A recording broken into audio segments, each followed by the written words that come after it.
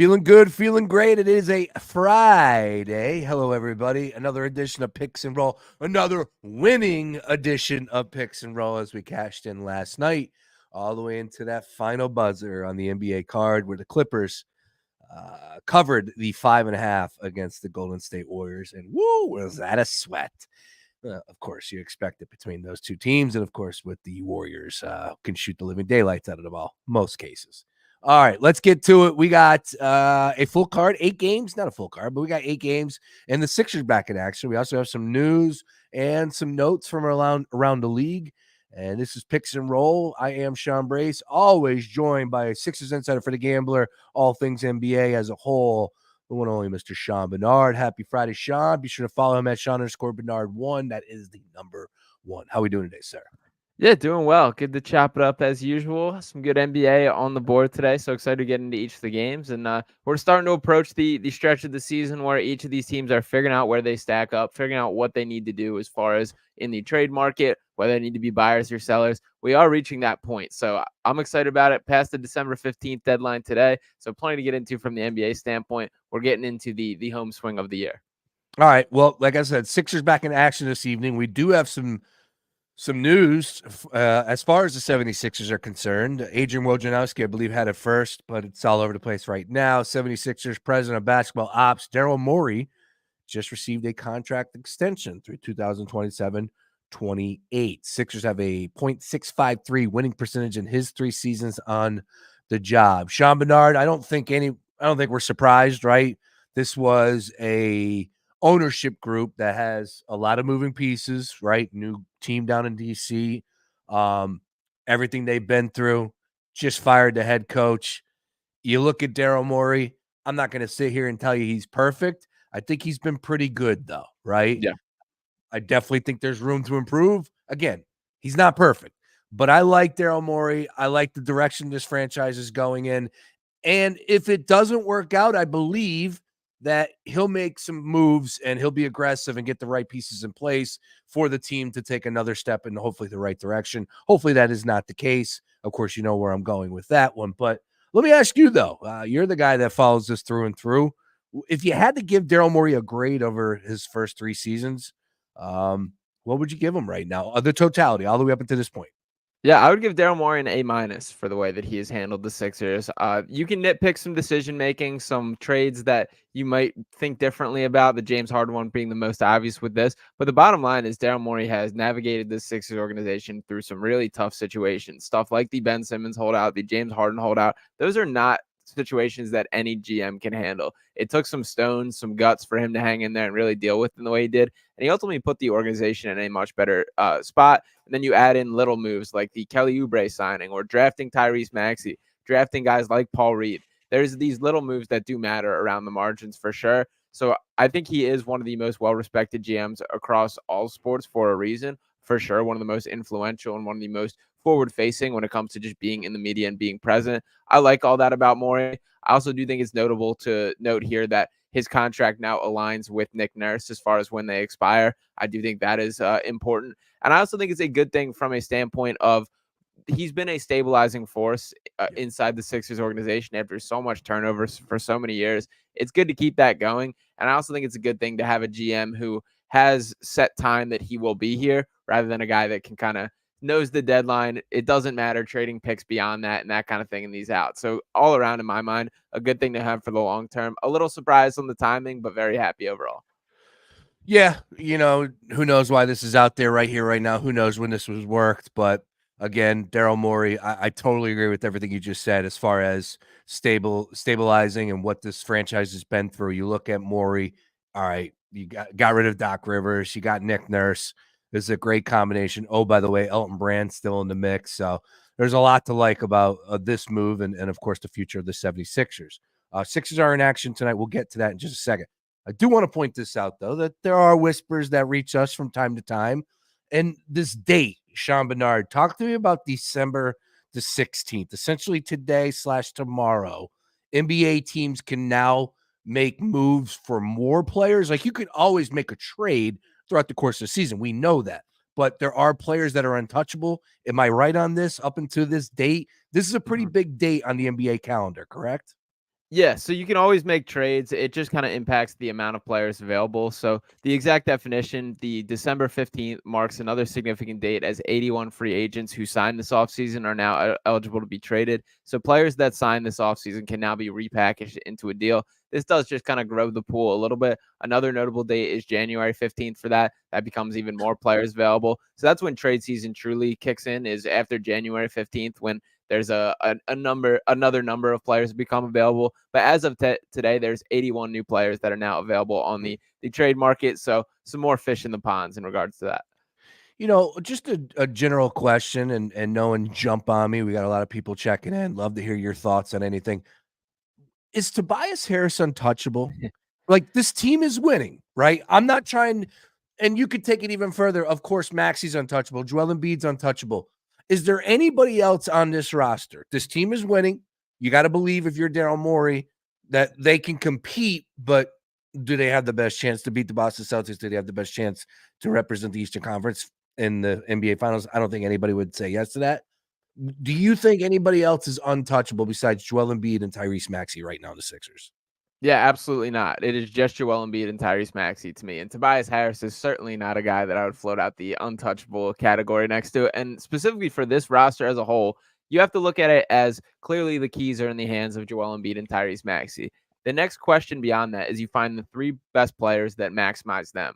The unfortunate reality is Tobias Harris is not that. And when you look at this specific roster, I would even go as far as saying guys like DeAnthony Melton, like Kelly Oubre, and like Nicholas Batum are all far more vital to what this roster needs than what Tobias Harris brings. Now, I do think that there is some weight and I guess some ties toward the loyalty that he has been here for a while, a good locker room guy, and there is something to not interrupting the vibes of the locker room if he is a guy that is well liked and well respected.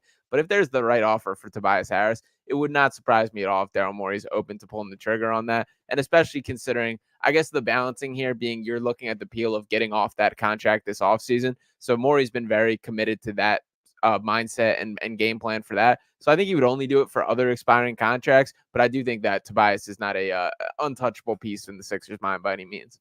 All right. So here we are right here, right now. Kelly Oubre, I think we did have a comment in there, said that he's got to be untouchable, as the Sixers are 11-1 with him in the starting lineup. So we don't want to move Kelly Oubre. He's like our lucky doll right now. Just as far as, do you think Daryl Morey, let me ask you just straight up, do you think he's going to be aggressive? Do you think this roster right here, right now, will be the same roster constructed after the trade deadline? Not entirely, but I don't think it's going to be as big of a swing as people are hoping for. That when we get into the Zach LaVines, the OG Ananobis, the Lauri Markkanens, I don't think the Sixers are going to be a team taking that large of a swing. I think a move like that probably waits until the offseason, but I do think that they still look to upgrade the rotation, probably form some sort of like 3-for-1 trade when we talk about combining the salaries of guys like Marcus Morris and Furkan Korkmaz, Daniel House, guys like that. I could see all kind of converted to one better player for a team looking for some cap relief and a draft pick to kind of get it through. So I do think that they'll probably add one more win now piece, but I don't think it's going to move the meter in the way that a lot of people are hoping. All right. Lauri Markkanen back with the Utah Jazz, and all of a sudden some news out there that he's not untouchable. Do you think he'll get moved from the Jazz this before the trade deadline? Yeah, I'm surprised by that. A team that makes a lot of sense to me would be the Oklahoma City Thunder. If they really want to dive into this contending and go swing for the fences, he is a piece that I could see added to their long-term core. Not a bad contract that he's on. I think he fits well next to the pieces like Chet, like SGA, a guy that can play with just about anybody. I love Lauri Markkanen, and frankly, from the Sixers' perspective, I'll be all over it, putting in a phone call and seeing if that's anything. That would be the type of player that I would consider taking a big swing on, because I think he would be an excellent addition playing next to Joel Embiid, able to play some small ball center and dominate and be in a bench kind of lineup as well. So Lauri's good. He's young. He's athletic. I believe he's 25. He's added to his game year in and year out. Huge fan of his. I'd be surprised if the Jazz give up on them. I frankly think they shouldn't, that he should be a long-term part of their future plans. But yeah, there are those whispers starting to leak out that he may be for the taking. So something to watch there. This guy's got a name right here commenting on our stream on YouTube as Trade Harris. Gee, I wonder where he stands on this. You say Morey hasn't done a great job. I disagree, and Sean does as well. I'm not going to sit here and say, like I said, he's not perfect. But man, he's been in some tough stretches, and he made me a believer with how he handled the Harden or the Ben Simmons situation.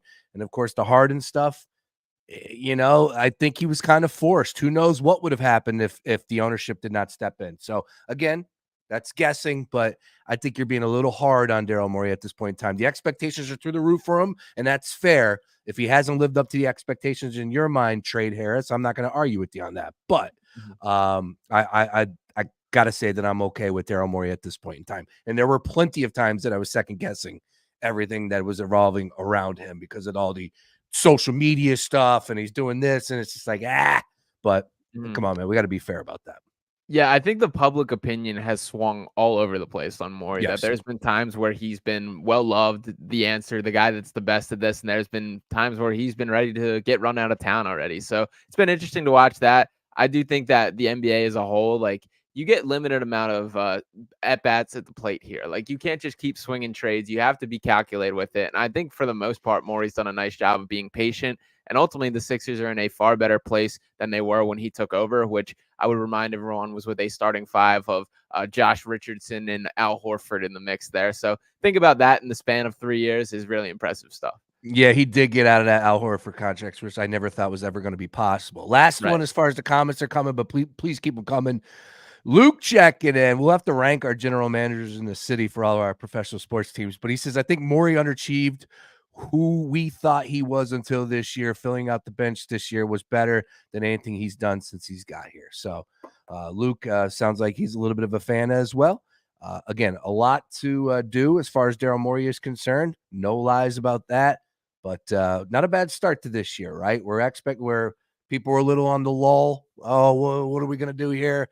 I don't even think people thought that we were going to have a successful regular season, if we're honest about it. But here we are. This team is definitely one of the better teams, and hopefully will improve with a few moves here or there. With that being said, Sean, let's talk some action on the court. We got 8 games this evening. Quickly, just to last night, if we can, because it's always good. It makes you a better when that happens. First of all, we hit a couple plays yesterday, so that was good.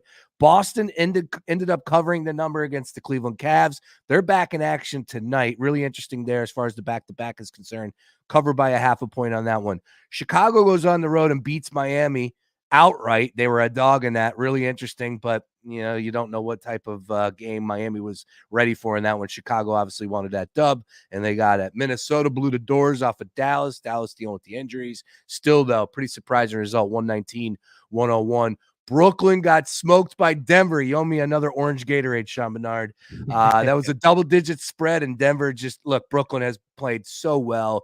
That was their 3rd game on a 5-game West Coast trip. They won 2. They played the night before. I'm not going to sit here and tell you the writing was on the wall. It just felt like something funky was with that double-digit number. Utah blew the doors off of Portland.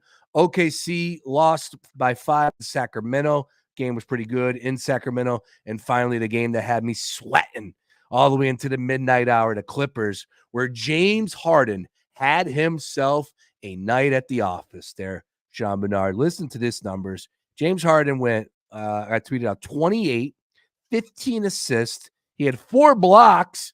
All of a sudden, he's playing defense out there, and 7 rebounds. He was 11 of 12 from the free throw line and 5 of 6 from downtown. He played 42.5 minutes. Dude, he balled yesterday. Maybe the LA weather is all he needed. Who knows?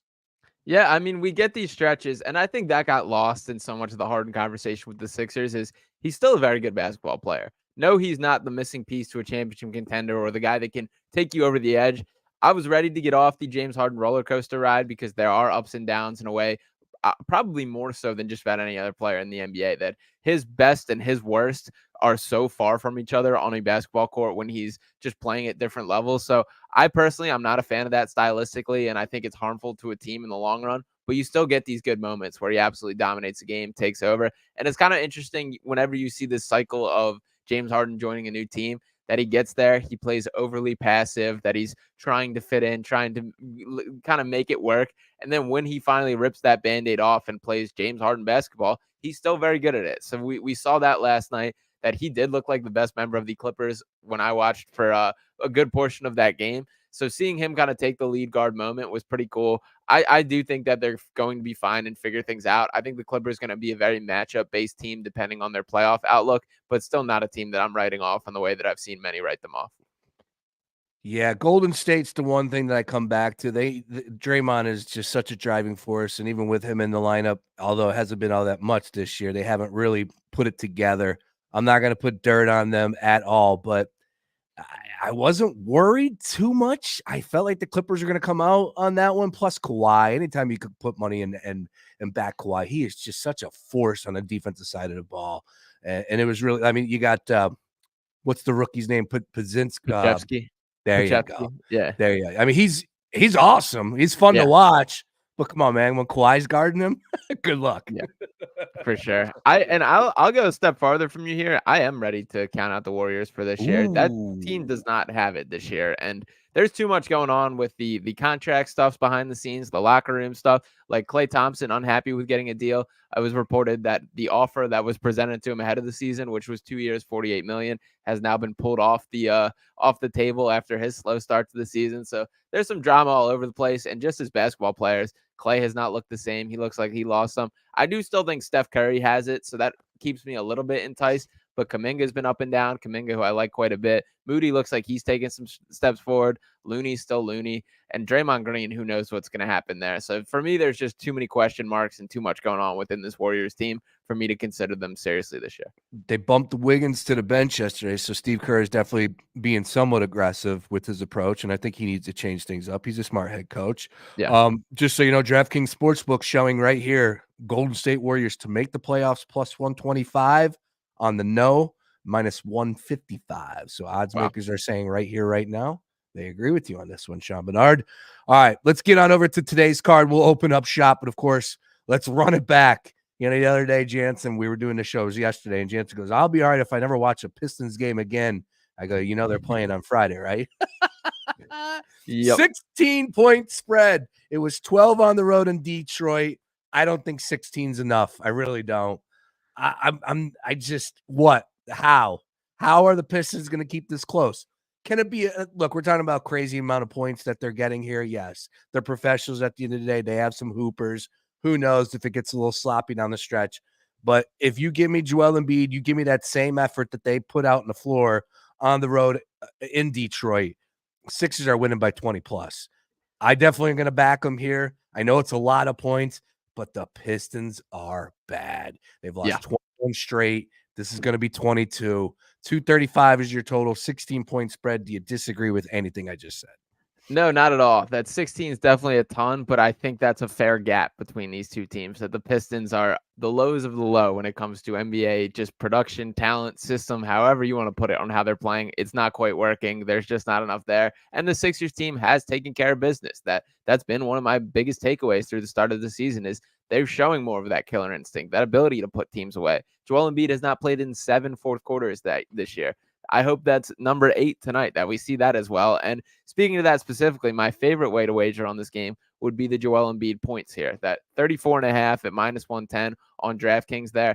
I think that he's going to take a little page out of the Giannis playbook from the other night, lay it in pretty heavy on this Pistons team. I think we see a 40-piece from Embiid again tonight. I think he clears that 34.5 pretty comfortably, and it's going to start right in the first quarter. That this isn't one you want to wait on. This is a night where he always attacks in the first quarter, and I think especially when he knows there's a little bit of a clock ticking where he might not be playing in the fourth, he's going to get after it early. So expect, I would say, 15-plus points in the first quarter, and I think he clears that 35 on the game. Yeah, 34.5 on DK here. No Oubre numbers. Come on, DK. Release the Oubre numbers. Don't be a coward. Are you going back to that? Well, you hit it pretty good in that last game against Detroit where he scored 17. If they flash a 14.5 for Kelly Oubre, will you take that? 14.5, I might shy away from a little bit. I hit on the 10.5 on the last time they played the Pistons there. He got that in the first quarter. So love that a lot. I think his numbers are going to start creeping up again. Started low after he came back from injury. He was getting the 14.5, 13.5, 15.5 spots before he got had to miss some time there. So I'm think that's going to climb back up. I'll probably stay away from that one. Tobias did have 21 last time against the Pistons. It does feel like they're trying to kind of build his confidence or / showcase him for trades. So I don't hate that 14.5 number for him. I think this is the type of matchup where they give him a little extra leash to get his shot. So that would probably be my second direction I would go.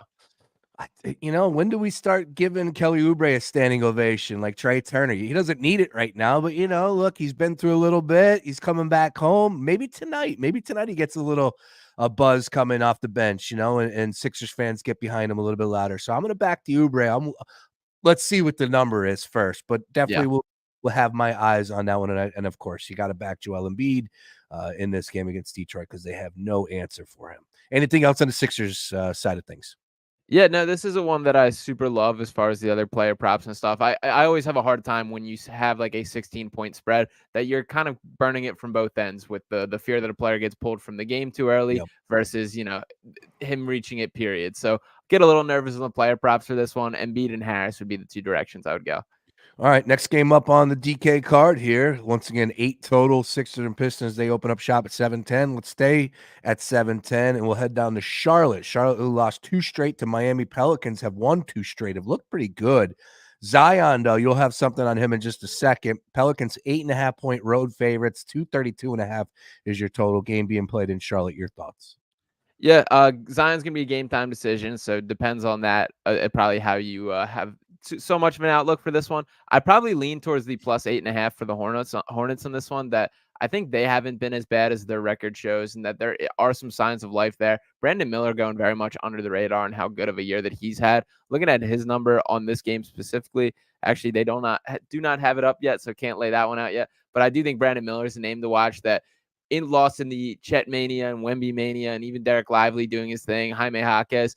That Brandon Miller has been very much right in the conversation for the best rookies in the class, and I think should get more conversation in that. So I think I like the Hornets to keep it with a game in this one and at least cover that number. Yeah, Zion didn't play in the last game either, the win over DC. Maybe they held him out. What exactly is the factor? What's the injury he's dealing with? Let me double check that. And I did find Brandon Miller 17.5 on the points now for a number up there. So I do like that.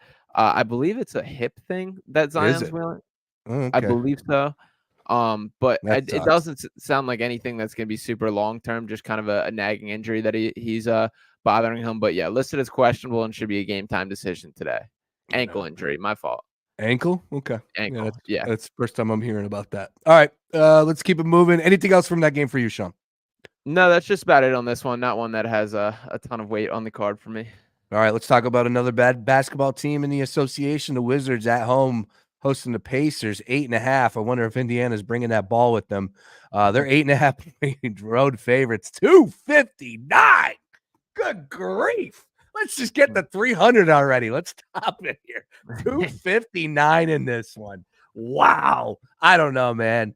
Can you count on the Wizards to score 100? I don't think you can. Will they? Because Indiana doesn't play a lick of defense. Maybe 8.5 though. Again, if you're making me make a wager, it's all day Pacers. Your thoughts? Yeah, one of my favorite bets on the day would be Pacers minus 8.5 here. That I do think this is a game where they're gonna have a little bit of a chip on their shoulder after the altercation with the Bucks and how all that ended in that last game after really getting their butts handed to them a little bit. So I do think they come in with a purpose. I think the Wizards are just a straight up bad basketball team that are very vulnerable to getting beat up on. And when you look at the numbers, it has been the Wizards' issue with stopping the ball, not scoring the ball, that they're worst in defensive efficiency, worst in points per game. I do think that the Pacers are going to have a chance to pour them on in a way that the Wizards just can't match. So give me that 8.5 in this one. And look, the Wizards have been scoring points. They scored 122 in the loss against the Pelicans. They scored 101 against the Sixers, 97 against Brooklyn, and they went 126, 125, 120, 126, 108, 128. So maybe the over 259 is the play in that one. And I can't believe I'm saying that. And it's not an all-star game. It's just crazy. But definitely no shock to the system as we've been seeing those numbers that high all season with the Indiana Pacers. All right, next game up. Let's talk about the Lakers and Spurs, 7:40 p.m. Running it back. They just played. Watched this game in great detail because this was a 3.5-point line, and on picks and roll from Wednesday or whatever it was, I said, Sean, that line is something's wrong there because the Lakers are a better basketball team. The Spurs are normally in that 9, 10, catching 10 points, somewhere around there, that mark, and it was only 3.5. Look, the Lakers should have blew them out. Fourth quarter came around, And the San Antonio Spurs didn't miss, including Wemby from downtown. They outscored the Lakers in the fourth quarter 45-30. And that was the reason why they only lost by 3 points and covered the number. Tonight, back at 7.5, still a fraction too small there. Might have something to do with some injuries as far as LeBron or AD. I don't think AD's listed, but I like the Lakers here. I do. I like the Lakers to go into San Antonio, cover that number. 234 is the total in here. This will definitely be a play. Lakers on the road, given 7.5. Your thoughts? Yeah, not as confident in it as you are, but I do lean towards the Lakers as a side. If I have to give a play in this one, I'm going with the over of 234 here. They scored 241 when they played on Tuesday. It was that's the 13th over in the past 20 games for the Spurs. They're also 10-2 on the over for home games this year. Sixth worst defensive rating in the NBA for San Antonio, second worst in three-point defense, and eighth worst in transition. So they are vulnerable to giving up some points. I do think the Lakers are good enough to fill it up. So I think this is going to be a high-scoring matchup, one that there's a little bit more pace than we traditionally see with the Lakers style of play. So give me the over in the matchup and lean towards the Lakers as well. All right. No shock here, but the Boston Celtics are pretty damn impressive. All they do is win, and they're 12-0 at home. They're taking on another team that has playoff aspirations. They just beat Cleveland back-to-back nights. If I'm not mistaken, covered both numbers. This one a little bit tighter, and I want to take the Magic here. I'm curious, though, because I think you could push me either way. Do you like that play, or would you say just stay away, or is this a Boston play for you? 4.5, 224.5 is your total, 7:40 p.m. Eventually, somebody has to beat Boston, right? Yeah, I do like the plus 4.5 for Orlando in this one, and this is a game that I'm excited to tune in for. That I do think the Magic have not received their proper respect for what legitimate contenders is strong, but legitimate playoff team that I do believe that they can be. I think this is going to be a fun matchup, but based on how these teams will square off against each other. Kristaps Porzingis playing some really good basketball. As much as we talked plenty about the injury concerns, when he's on the floor, he's still very good, and he's proving that with the Celtics. They're doing some fun stuff, running him off screens and some off-ball motion in a way that he hasn't really been used much throughout his career. So cool to see that. The Celtics are going to be a team that throw up a lot of threes. They're going to live and die with that a little bit. I think the Magic can win in more ways than the Celtics can, but that doesn't mean the Celtics have more top-end talent as they obviously do. So give me the plus 4.5 that I do think the Magic play tough enough defense and are able to score enough to keep this a game throughout. That's just a little too large of a spread for my liking. And plus, they beat them last time out. Now, it was in Orlando, so maybe the revenge factor could be playing into some people out there. And anytime you could give, a small number, it's 4.5. It definitely could come back and bite you. It's not just win and you cash, but going versus what they were showing against the Cleveland Cavs, where they were given 7.5/8.5 in those two games, I believe. So a little bit smaller here, but I think that has something to do with, of course, Orlando already beat them. Matching up, though, Suggs back in the lineup again for Orlando. Just take me through briefly as far as matching up. Where do the Orlando Magic have any advantages as far as matchups are concerned in your mind? Yeah, probably size-wise, the Magic are one of the biggest teams across the NBA. When they have guys like Paolo, like Franz Wagner, who are fit this archetype of these 6'8" to 6'10" positionless guys, they rotate a lot of big bodies through, and they have a ton of guards as well that they fill out with the Cole Anthonys, the Jalen Suggs. The matchup that I think will be the most interesting, I'm hoping that Al Horford still plays, but I am curious to see how the Magic match up with Porzingis. I think the Celtics are going to try and play a lot of 5-out basketball in this one, with the lineup primarily being some sort of the variety of the Derek White, Jaylen Brown, Jason Tatum, Porzingis, and whoever they want that fit to be. Could be Horford. It wouldn't surprise me if they go a little smaller with that as well. But I do think that both Paolo and Franz both have a good chance at using their size and physicality against matchups that they are bigger than Jason Tatum and Jaylen Brown. And while those are two really solid defenders, I think this could be a potential grown-up game for Paolo Banchero tonight, that he shows that you should start having me in the same conversation as these most elite wings across the NBA, because he is knocking on that door. All right, let's go ahead and keep it going. Next game up on the DraftKings card. This was a game 2 nights ago that I cashed. It was my only play of the day. Toronto hosting Atlanta. They're running it back. Same bat time, same bat channel, same spread. 2-point spread. Actually, was 2.5 in that one. 244.5 at open, down to 241. Let's put the total to the side. Let's talk about this game. Any play for you in this one? 7:40 p.m. tip. Toronto hosting the Atlanta Hawks here. If you made me make a wager, I got to run it back. Toronto, they played really well. They didn't miss. Atlanta hit a bunch of shots though in the fourth quarter to kind of keep, or the third quarter to end it, to keep it close. A couple threes there. I don't know. I just think Toronto wins again here. Your thoughts on this one though, Sean? Yeah, I think I agree with you that that's probably the direction I'm going. These are once again two teams that I've struggled to get a full feel for on the year. If you got to make me make a play in this one, I'll go with the DeJounte Murray over 4.5 assists as a player prop. I do think Murray's taking on a little bit more of the playmaking responsibilities. And one of the things that I've been paying attention to lately is looking at the potential assists, not just the assists as a whole. That in the game against Toronto on Wednesday, Murray had 16 potential assists. He's averaging 10.4 potential assists on the season. Those are fair numbers. And if you're going to get me at 4.5, that only half of those shots have to go in, I'll take that. So I like the Murray over 4.5 assists in this one. Did cash on the OG combo for points, rebounds, and assists in Wednesday's matchup as well. That number has creeped up to 24.5 in this game. I believe it was 20.5 in Wednesday's matchup. So a pretty significant leap there. He was all over that. But yeah, I think Murray's my favorite play. Lean towards the Raptors as a side, but this isn't a matchup I feel super strongly about. All right, next game on the DK card here. Let's get it over to Memphis, a team that is struggling and needs Ja Morant back in the mix desperately. I definitely believe that things will improve. I'm sure a lot of us would agree with that. Team is struggling right now. The Dylan Brooks factor. He hasn't lost to his former team, 2-0 with the Houston Rockets, but here's the catch. Houston has been dominant at home. I forget what their record is at home. Have they lost at home yet? They might have one loss at home, but they're dominant. Yeah. This game is on the road in Memphis here. They're a little different team on the road. They're 1-8. It's a 3.5-point spread on DK. Houston giving 3.5 on the road in Memphis. 212 is your total. 8:10 p.m. tonight. Anything for you on this one? Again, if you made me make a selection, man, I don't want to say Memphis because it's Friday night and you just expect a better result here. But Houston struggles on the road, so I would probably take the points, believing that Friday Night Lights will at least raise their level of performance at home and give the Houston Rockets a game, maybe come away with a victory at home. They are bad, but they do have some players on that squad. I'll take the Grizzlies catching the points. Again, definitely won't be a play in the card. If you made me make a selection, give me the Grizz. Your thoughts? Yeah, they're a little bit of mirror images of each other on the home and away splits here. That on the season, as you mentioned, the Rockets are 11-1 at home, but 1-8 on the road. And you look at the Memphis Grizzlies; they are 1-10 at home this season and 5-7 on the road. So kind of weird how that has shaken out.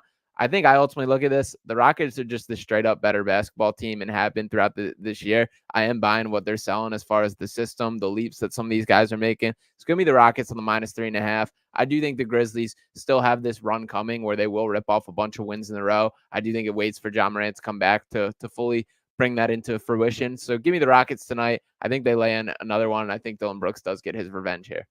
All right.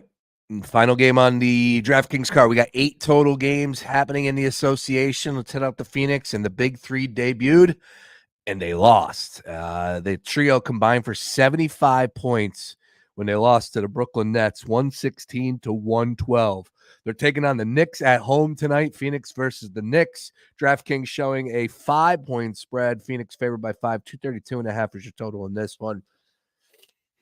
The problem is, odds makers are saying that they know people that are wagering on this game are going to take the Suns blindly, like I did. I said, if you're going to have all 3 of those guys playing, they're not going to lose the debut versus the Brooklyn Nets, and they did. And everyone that's going to wager on this game going, all right, they had a game to get ready. This is the game that they go ahead and put it all together. They're not losing tonight. Knicks are pesky, though, right? Yeah. Knicks are pesky. So I don't know if I have a play in this one, to be honest with you. These two teams met up on the 26th of November. Phoenix got the best of them at the Garden. I believe Booker hit the game winner in that one. Last time out for the New York Knicks, they lost to the Jazz 117-113. So maybe they're looking to find a victory here on the road. This is their second game on the road trip here in Phoenix. I don't know, 13-10 on this season. I don't really have a play in this one. Anything for you? Yeah, I think I'm rolling with the Knicks to cover once again at +5. That the Knicks as a team to cover has been one of my favorite plays throughout this NBA season, just because I think they're such a high floored team that you're going to get their best effort defensively. They're going to compete. They're going to be physical. They're going to wear on you a little bit, and they still have talent. That Jalen Brunson being the real deal. Julius Randle's a guy that I want to touch on a little bit here. I really like his over of 24.5 points. He's had a really slow start to the season, which he regressed into a lot of bad habits, looked really poor, but he's kind of turned things around of late. That he balled out in the in-season tournament, even in that Bucks exit, he dropped a ton of points. And then over these past 5 games as a whole, averaging 29.4 points per game, shooting 61% from the field, 47.4 from 3, and 85.7% from the line. He scored 25 or more in 6 out of his last 8 games. I think he gets that again tonight. So give me the over 24.5 for Julius Randle. And I think with the Suns, I just still have questions and doubts about their depth. And while I'm obviously buying in on the Kevin Durant and Devin Booker duo, Bradley Beal has not looked like himself, or yet this year at least, and they're very much limiting his minutes. And then beyond that they're going to need some guys to step up and fill out real deal rotation minutes. I do believe in Eric Gordon as well, but there's a bunch of other guys that I'm just not sold on quite yet. Yeah, and Nurkic is, I believe, still dealing with a bruised face, possibly a bruised ego. You got Grayson Allen dealing with it as well.